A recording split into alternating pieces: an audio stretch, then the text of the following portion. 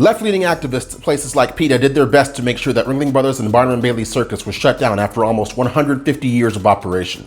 But earlier this week, as many of you know, there was a special 2-night-only event where you were able to witness the clowns come back in style in real time on national TV. Today we're going to jump into what happened during those 2 nights of crazy debate, break down some of the crazier moments from those candidates, and really analyze what the Democrats' strategy is as they try to take down Donald Trump in 2020. Welcome to the Wright Brothers.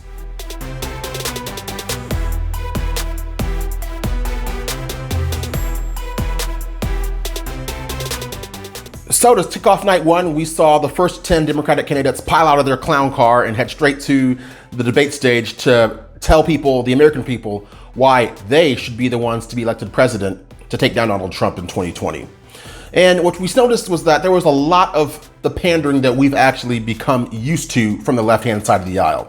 It's really unfortunate though, but it took actually less than 5 minutes of debate for Robert Francis O'Rourke to begin speaking in Spanish. Necesitamos incluir cada persona en el éxito de esta economía. Pero si queremos hacer eso, necesitamos incluir cada persona en nuestra democracia. Cada votante. Now you may have noticed that Cory Booker was looking at Beto O'Rourke like he'd just stolen a few tacos off his combination platter, and I wondered why that was myself. And I came to find out not too long thereafter, unfortunately, when Booker took the same page out of Beto's book and applied it to his own strategy. La situación ahora es inaceptable. Este presidente ha atacado, ha demonizado los inmigrantes. Es inaceptable. Voy a cambiar este. At this point, I had to check to make sure I hadn't turned on Telemundo or Univision by mistake. But unfortunately, I was indeed watching MSNBC, media shills now broadcasting clowns. Now, there were the usual suspects. There were people that we've become accustomed to seeing on the debate stage from the Democrat side of the aisle. We had Julian Castro, Elizabeth Warren, Cory Booker, Robert Francis O'Rourke, and there were quite a few other people who you've never heard of before and will never hear of again. Now, as mentioned before, Beto O'Rourke and Cory Booker both fell all over themselves trying to pander to the Hispanic community by speaking in Spanish. But the moderator, not to be undone, felt the need to actually join in the party. Congresista O'Rourke, ¿qué haría usted en el primer día, si usted es presidente, sobre esta realidad que está ocurriendo? Now, I was hoping that was going to be the end of the games Democrats were going to play for the night, but then the debate got so much weirder. Julian Castro of my home city of San Antonio took the debate to the next crazy level when he mentioned that trans women should be able to have the right to choose whether or not to have an abortion. A trans female is poor doesn't mean they shouldn't have the right to exercise that right to choose. Think about that real quick. Trans women are women who were originally men, so they already biologically cannot have a child. But he wants to protect the trans woman's right to choose. Does that make sense to anyone out there?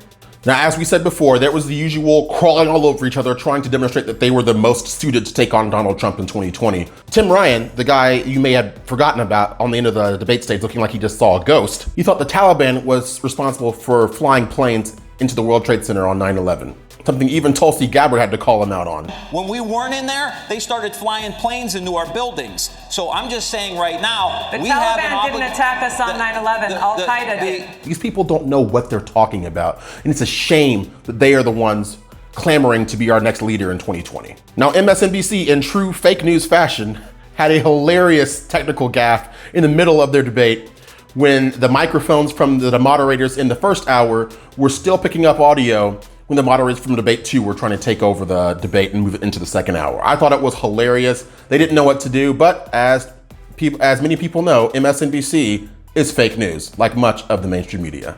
Thankfully, between debate 1 and debate 2, we had an intermission, if you will. We were able to all regroup and gather up any remaining brain cells we had left to prepare for night 2 of the debates. And night 2 did not disappoint. Now we know for night 2, we had Joe Biden, Kamala Harris, Kristen Gillibrand, Bernie Sanders, and once again, a few more people that you've never heard of before and will never hear of again. It didn't take more than 4 minutes for Bernie Sanders to give away the farm and promise not 1, not 2, but 3 free things to the American people. We have got to pass a Medicare for all single-payer system. I believe that we must make public colleges and universities tuition-free and eliminate student debt. At several points, the candidates didn't even know if the moderator was talking to them or to someone else. Were you referring to any candidate or proposal in particular when you said that? Was that directed to me? Yes, that was your quote. That sounded like me. Thank you. It was you. I appreciate it. This was a complete mess, a complete disaster. Not to be outdone by the others in the field, Eric Swalwell did his best to make sure that he made his time count. But bear in mind, this is the same guy who can't even figure out that when you take a picture or a video with your cell phone, you do it in landscape mode so that you don't have black bars on either side of the screen. Hey guys, Eric Swalwell here. Not sure if everyone knows this, but we need 65,000 individual donors to cement our place on the debate stage. This is one of the men who wants to lead our country. Swalwell, when arguing with Pete Buttigieg about how much student loans he had, seemed to think it was some kind of competition to see how much student loans you can have, and he proudly proclaimed he had $100,000 in student loans from his college that he attended. I've got $100,000 in student loan debt myself. Let me get to you. We can't count on the people who've been in government for the last 30 years who were around when this problem was created to be the ones to solve it. I'm trying to figure out what college did he go to? Because not even I have $100,000 in college student loan debt. If you wondered who the nondescript Asian individual was on the debate stage for night 2, that was Andrew Yang. You want to hear what Andrew Yang's proposal is? Mr. Yang, your signature policy is to give every adult in the United States $1,000 a month, no questions asked. That's right. For what? I don't know, but that's his main proposal. And I can't believe he made it this far to this first debate stage. But Andrew Yang was on stage touting why his $1,000 a month for all plan would be beneficial. And spoiler alert, it would not. Now, I thought the most jaw-dropping moment of the entire debate was when the moderator asked all the debate participants to raise their hands if they would support funding healthcare for undocumented immigrants. And the response blew me away. Raise your hand if your government plan would provide coverage for undocumented immigrants. Okay. Every single candidate wants to allow illegal immigrants to receive free health care. Bear in mind, this is when we still have veterans and American citizens who are on our streets right now, who are homeless, who don't have a place to stay. And we want to actually allocate funds from our budget to fund people who shouldn't even be here in the first place. If that doesn't make you upset, I don't know what will. You know, 8 U.S. Code 1324 does indicate that people who knowingly bring in and harbor illegal aliens are subject to fines and imprisonment of 5, 10, or 20 years or more, depending on the conduct of the illegal immigrant who comes to America. You do know that, right? Now, Kamala Harris took a page from Hillary Clinton's 2016 playbook. And I will ensure that this microphone that the President of the United States holds in her hand is used in a way that is about reflecting the values of our country. And of course, she got the usual obsequious applause from the females in the audience who still would rather vote with their genitalia than with their actual brains. Time and time again, when asked by the debate moderator if illegals should be prosecuted as a civil offense or as a criminal offense, that being the crime of crossing our borders illegally, every single candidate either dodged the question and talked about something else, or outright said no, those individuals should not be deported and that should not be a criminal offense. The woman on the far left-hand side of the screen for debate night 2, Ms. Williamson actually is her name, in case you didn't know, and I guarantee most of you did not. Williamson said the average American is not racist, but is woefully uneducated on the topic of race. I actually agree with her on this point.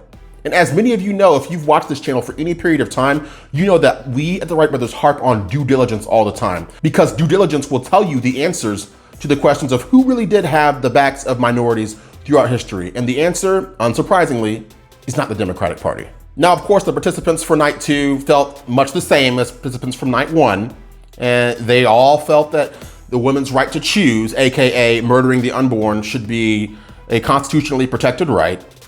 They all fell all over themselves trying to pander to not just Hispanics, but the LGBT community as well. Actually, I thought it was funny that Bernie Sanders actually stumbled all over himself trying to pronounce what has become the alphabet soup of acronyms. More people from the LGBT community. Rachel Maddow, even when referring to Joe Biden, actually referred to him as Vice President Biden. We'll hear from Vice President Biden. Sir, you have 45 seconds. But actually, I believe the Vice President right now, his name is Mike Pence. And he's doing a far better job running our country than Joe Biden ever could have hoped to during his 8 years in office. And finally, when closing, Bernie Sanders, he said that he thought the average American watching the debate thought that the people on stage were good people with good ideas. And I heartily disagree with your assumption, Bernie Sanders.